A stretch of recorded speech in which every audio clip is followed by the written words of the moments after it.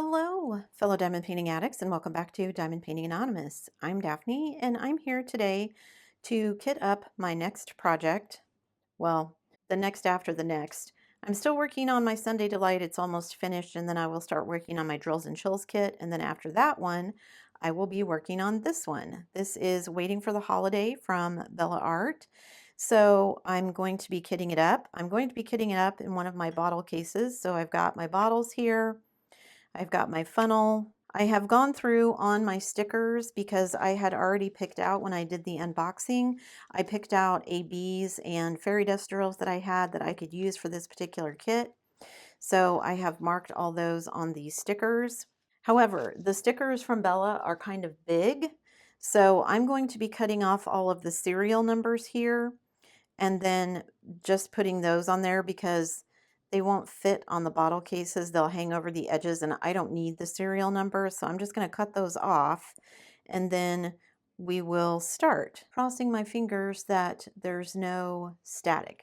All right, how am I going to do this so that I think, because I've cut the serial numbers off and I don't want to get confused, I think I'll leave them right there, but I'm going to go ahead. Everything, all my bags are laid out in DMC order, which is how I'm going to kit them up. So I think I'm just going to start with that. I can start doing this. Oh, and it looks like I'm going to need to go get my static spray because this one has static. Not a ton, but enough. I'll just have it on hand so that if this gets any worse, maybe some of these other ones have static as well, then I'm prepared. All right, so I opened these that I have laying here, and I think that I got the static out of the one that had static. So crossing my fingers that not every single one is going to have static in it. That always makes the kit up take so much longer when you have to deal with that. Oops, I got to take the lid off. All right. Youngest and I are getting back on our schedule of walking. I hope we'll be able to continue this once we make the move to Canada. I mean, I know plenty of people up there walk on a regular basis. The few times that we've been up there during summer, there's always a ton of people out walking, but we like to walk during the winter too, so we'll see how that goes for us. All right, it seems like I'm averaging every other one has static, but we'll see what happens. And the 310 is kind of big, so I'm going to pull out a second bottle in case I need to put 2 bottles in there, because I'm pretty sure that's what I'm going to need to do. How full is that one? Not completely. I might be able to fit a little bit more in there. Let me see where this one's at. Whoa. Spilling out too fast and I'm spilling it. Oh, you guys. Oh, okay. Let me clean up this mess and I'll be right back. All right, I think I got all of that cleaned up. So I got everything in 2 bottles, so that's good. Then I was like, where's 333? I moved the bag because I spilled the other drills. Moment of panic there. What did I do? I've lost a whole bag of drills. Thank goodness I found them. Anyway, so hopefully that we will be able to continue our walk. Hubby and I are, he's still putting up things for sale, trying to get rid of some of our stuff. We've kind of given ourselves this October deadline now, and my youngest is super excited. I am equal parts excited and terrified, which makes 0 sense. It's not like we're moving anyplace scary. I think it's just fear of the unknown. So we have some place lined up to live, but then once we get there, we need to find a more permanent place because this is just temporary. And I was talking to my son about it this morning and he's asking a bunch of questions. I said, you know, we'll have to get our driver's license changed and then we'll have to get it changed again when we move, depending on when we find a house, because I think we only have like 60 days before we are supposed to get our driver's licenses changed. I don't know if we'll find something that quick, but I doubt that we will. I mean, maybe, who knows? But anyway, and then he was asking me about the internet and what kind of the internet was. Was it fast? Because he likes to play games on the internet. And I need fast internet to do my YouTube stuff. And I told my husband, I know they have fiber available in that town, but I don't know if, this is somebody's second home or whatever that they rent out. I don't know if fast internet is a big concern for someone like that. You know what I mean? If they're only there in the summer, they're only there a few months out of the year, maybe they don't care about the internet and how fast it is. So we may need to look into getting that. And then, of course, a source of anxiety for me is always taxes. Now, we've talked to someone and it seems like it'll be fairly straightforward. We're going to pay someone to file our taxes for us. But I was thinking, because I'm going to be cashing out at least one, possibly two retirement accounts. So as those get cashed out, the people will take out the 20% for taxes. I don't have any penalties on anything, so I don't have to worry about that for taking it out early. But even though we're going to have someone file them for us, it's like, how does this all work? So I didn't realize when we talked to the tax person, I don't know, in my head, I thought we filed our Canadian taxes and we would wait until those had been accepted, we got our return, all that kind of stuff, and then we would file our US taxes. No, it all gets done simultaneously, which makes more sense probably than what I was thinking of. But if these retirement places are taking out the taxes, then that means I probably am going to have a refund. So I pay taxes in Canada, but I get a refund from the US. I mean, that makes sense, but I don't know, it just seems complicated, even though many people have assured me that it isn't. There's a part of me that's like, the one that really causes the most issues is having retirement accounts because they're tax deferred. And so everybody wants to make sure, well, everybody, the US wants to make sure that they have all the correct details. And I mean, it's not like we're going to be hiding anything or anything like that, but there are some pretty severe penalties if you get things wrong.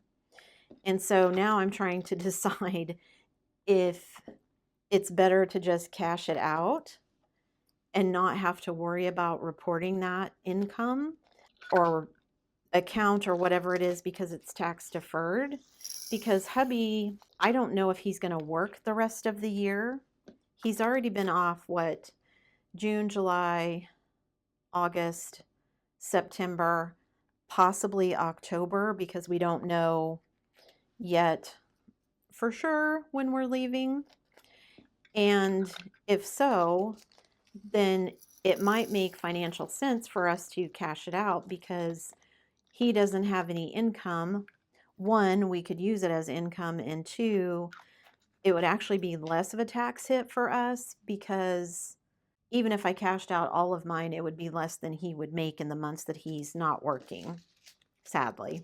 Because these are just accounts that came to me when my dad died. So I've been told, because they're inherited accounts and not technically my retirement accounts, that I can cash them out whenever I want without any penalty. That still remains to be determined. I've got to call back and double check. I've gotten two different stories from two different people. So I want to make sure that I can and it is a possibility before I decide what I'm going to do. And I know there are people who will be like, oh, you should leave it where it is, let it earn money, that kind of thing, blah, blah, blah. But I don't put anything into it anyway. I can't because it's something that came to me from my dad. So yes, it might accrue some more money, but honestly, I have to take money out of it every year anyway because it is an inherited account. It came to me through my dad. So it's kind of six one, half dozen of the other, whether we pay taxes on it all at once when I cash it out or we just pay as we go because I have to take it out. But all of this it just gives me a stomach ache. I don't know why it has to be so complicated. I guess I shouldn't say I don't know why. I do know why. It's because people who own TurboTax and other companies like that lobby the government to keep taxes complicated. I see so many stories from other people in other countries who are basically, I get a statement from the government because you have a job, you work, your employer pays taxes. They take it out of your paycheck just like we would do here. And at the end of the year, they get a little statement that says, this is what we show. Do you agree? Do you disagree? And they agree or disagree. And if you agree, you're just done. They get their refund or they pay what they owe, and it takes all of 15 minutes. I can't imagine what that would be like. I mean, it would be nice. I would love to imagine having it be that simple. And even when we were talking with the tax guy, the cross-border tax guy, trying to get a bunch of our questions answered, I said, I don't understand why it has to be this complicated. Also because it's the US. And if it was any other country, oh, you're moving to Canada? Okay, well, pay your taxes in Canada and you're all good. We don't need to know. And the US is like, nope, nope, nope. We need all your tax monies, which is not strictly true. They have tax treaties with Canada so that basically we only actually pay taxes in one place. So we'll pay the taxes in Canada, but we still have to file in both places, whereas most countries are not like that. If people move to the US, for example, from somewhere else.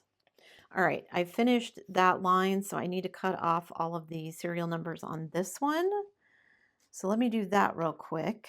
So if someone moved here to the US, like I was saying, then they don't have to worry about filing taxes in their original home country. They just have to file taxes in the US, which is where they're now living and working and making money. So that seems to make sense. I don't know if these are all going to go in there. I'm just going to pour and keep hoping. Is it too full? Oh, darn it. I'm going to see if I can try and get all of these in there. One moment. All right, got them all in there so I can have all those in one bottle. Anyway, it would be nice if we could do that, but we can't. So I guess I'll just deal with it, right? Not a whole lot we can do. We have to follow the rules. So that's what we got to do. And it seems like every year taxes get more complicated. Although now, I guess I shouldn't say our taxes are really complicated. We have dependents, so we get that. But my son is almost old enough, we're not going to be able to claim him, even if he still lives with us, which I'm sure he probably will, at least for the US. I'm pretty sure we already can't claim him as a dependent in Canada. All of these are staticky. So let me destatic all of these and I'll be right back. All right, 9:15. Let me make sure I'm on the right numbers here with my DMC codes. I mean, it's nerve-wracking for me to file our taxes even just here in the States, and I don't know why. We've never had a problem, knock on wood. I mean, that's why I started to say our taxes aren't really complicated. It used to be more complicated. You had more dependents, especially when my kids were little and they had like daycare expenses, and we used to be able to take mortgage insurance and stuff off of that. But these days, basically we get them as dependents, and even paying tuition for both of them at one point when they were both in college at the same time. Thank goodness that was only 1 year. And all of our other expenses, we never really had enough in deductions to take anything but the standard deduction. So I guess our taxes really aren't complicated in that respect. I'm feeling the need to make things as simple as possible for when we move. Again, just because it seems daunting somehow. I don't know if I would feel better or worse if we were just like packing a suitcase and going there with nothing. I mean, there's a part of me that's like, that would be a lot simpler. It would make crossing the border simpler. We wouldn't have to import a vehicle, all that kind of stuff. But the way everything is right now, it would be more expensive to actually replace a bunch of the stuff. Furniture and things we can replace without too many issues, I think. whether we buy, furniture we have to assemble, or we get secondhand furniture, or whatever the case may be. I don't have any problem getting secondhand furniture or upcycling something that maybe somebody else thinks is trash or whatever. But there are just certain things that we're like, pretty sure if we do that, get rid of what we have here and then buy it up there, it's going to be super expensive to replace it. For instance, vehicles. I think part of my anxiety too is that we haven't sold the house yet. While financially we don't really need to, I would like to have it sold. I don't want to. I would feel comfortable if we were all moving at the same time. And I mean, we could just say, okay, if it hasn't sold by the time we want to leave in October, we go up there for a couple of weeks, get everything situated, maybe leave my son up there, and then hubby and I come back home and wait until the house sells. Because I don't want to spend all that time apart from my husband, but I also don't want to leave my son alone and make him feel like he's alone in a brand new country. I think it'd be different if we left him alone here, but he's not going to want to do that. So, yeah. And I mean, again, we could just say, yeah, we're going to go ahead and pay for our rental, but we can't get up there until the house sells. And so it's going to be whatever date by the time we get up there. But then there's also that part of me that's like, I don't want to go because I'm leaving my daughter and the rest of my family here. And oof. So yeah, there's also a part of me that's like, if we just stay until the end of December, then we can just file our taxes here in the US. And then next year it'll be less complicated, which isn't true at all. But that's what my brain is telling me. It's my anxiety says. All right, I'm over halfway done. Some of these, as you can see, don't have very many drills at all for some of these colors. So let's see how far I get.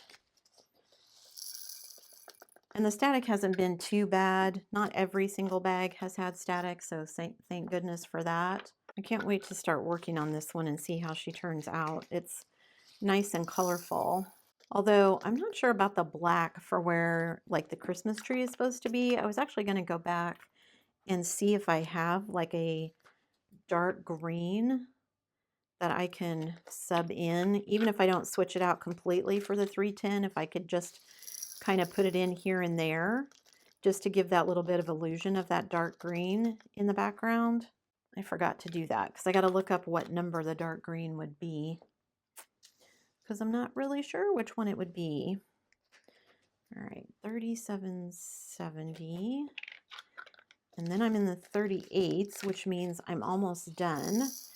And then after that is the ABs, because Bella Art puts their ABs at the end. Now, I could have moved the ABs to up front, but I decided not to. Bella puts them in the back already. They do have the DMC codes, so it has like whatever the DMC is /AB at the end, and I could have put them in DMC order, but I decided since Bella puts them at the end, I was just going to leave them like that, just because it makes it simpler for me. Once I start working on the kit, I'll know that all the ABs are at the back of the case and where to get them and all of that. One still has a little bit of static. Let me clean up the staticky ones. All right, 3 more, and then I am onto the last row of stickers, which is basically the ABs and I think 1 regular drill. So I'm getting close here. Anyway, the move is coming up quick, and hubby and I have talked it over ad nauseum. He's so good at putting up with my constant, but what if, what if, what if, what if, what if. Basically, we're just going to do what we can do. We need to sell the house. If we decide we want to split it and do it that way, if we decide to leave my youngest up there and come back, if he comes back by himself, which he's fine doing. All right, so I'm on the last ones now, so let me cut off the serial numbers here and I can finish this out. So hubby is fine coming back by himself, but like I said, I didn't marry him so we could spend a bunch of time apart. I guess it would be no different than him storming. I just worry that if we go ahead and go up there without having the house sold, then who knows how long it's going to take to sell the house. Because we want it to sell quickly, but we don't have a lot of control over that. Not very many ABs of that color at all. In fact, most of these ABs, there's not a ton. Get them in the right spot in the bag here so I can get them to go in the bottle.